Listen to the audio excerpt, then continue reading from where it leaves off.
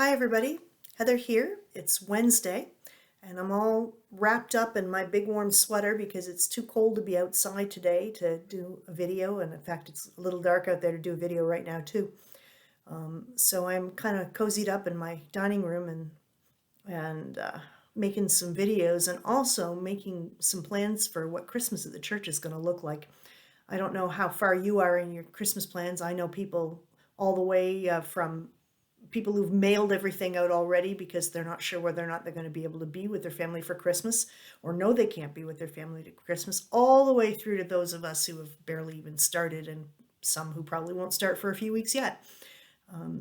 But when it comes to church work, because we are planning the whole month of December, if anything, this is a little bit late to be getting at it. We've got newspaper deadlines next week. We've got some some publicity that we have to do and be thinking about through our big plans. So I'm well into Christmas planning at this point. But I'm well at Christmas planning on a day when I've been sitting listening to the news about what COVID's been doing in Nova Scotia. And if you live in Nova Scotia, you will know that the numbers have been slowly but steadily rising as we've got a little bit of an outbreak. And yesterday, community spread was formally announced. And so one of my questions as I approach Christmas planning is, what is Christmas going to look like? We don't know whether or not this outbreak is going to continue to expand, or whether the few measures that they've taken to change the situation is going to actually take hold. And by Christmas time, we might be back to where we were a couple of weeks ago. I know that for us in particular, with a daughter living in Ontario, we're thinking about issues like getting her home and what that means for quarantining. Practically speaking, it probably means that I, and maybe my partner too, will be moving out of the house for 2 weeks to give the kids a chance to quarantine together here.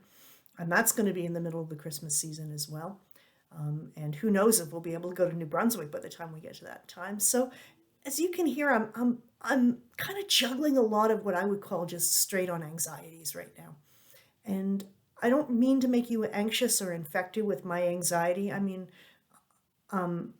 once I get some plans made, I think I'll feel a little bit better. That's the challenge for right now, to work through the plans, even with the anxiety I'm carrying, to be able to get to a place where we know what we're doing, depending on what the different predictable factors that are out there, and maybe a few contingency plans if things get unpredictable.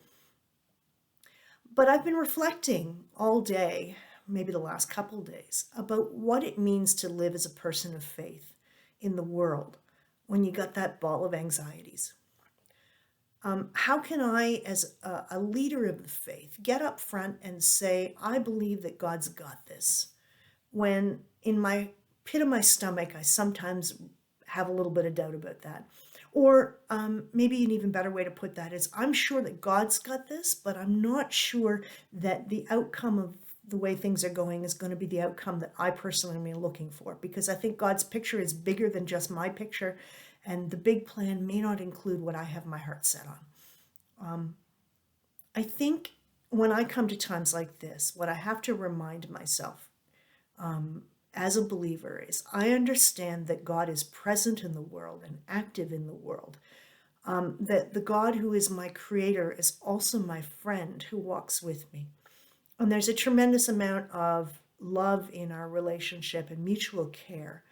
And I know that as a mom, when I'm walking along with my kids, I'm not always able to make everything better for them. And I don't always agree with every choice they make, but no matter what happens and how things play out, I always support them and love them, because that kind of love is unconditional.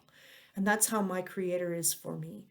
Even when things don't work out the best, or the way that I'm hoping them to, I believe in a God who will walk with me and hold my hand and listen to me cry and rant and all the other things that you sometimes do to get that energy out of the system. And that's what it means to be a person of faith. Not that I never get it wrong or I never have one of these balls of anxiety, but that I have some faith that I can unravel it with God's help and the help of the community that God has given me. So here we are, onwards. This is the last Sunday before we start into Advent, and the Christmas shopping and the Black Friday ads are all around us, so we know we're headed for the season. And it's a season that can really, I think, ramp us up in a way to make it hard to remember that what the season was about originally was about the loving act of a God who chose to come live with us because we are that wonderful.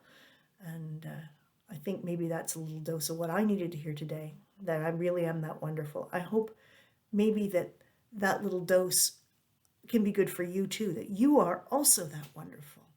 In the midst of all the many worries you carry, you are loved. And we'll carry that together as we go forward into the weeks ahead. I love you. Talk to you soon.